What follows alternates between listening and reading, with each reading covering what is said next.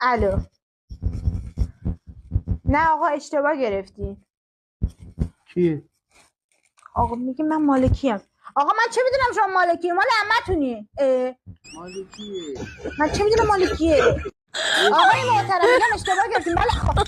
مال بله مالکیه. مال خالمه، مال عممه، مال شوهر خالمه. من چه میدونم مالکیه؟ آقای محترم مزاحم نشین. شماره‌تون رو میدم پلیسا. مالکیه. من چه میدونم مالکیه؟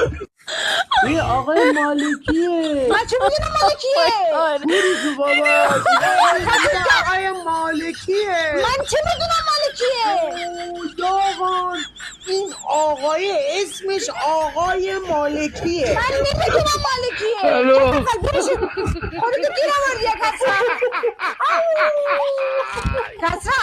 حد خودتو بدونم. من دختر ما نیستم ها. چجوری میکنه؟ این میگه من مالکیم. من چه میدونم مالکیه؟ گندشی در آوردی. من کشیدم کنار. از اولم نباید میومدی وسط.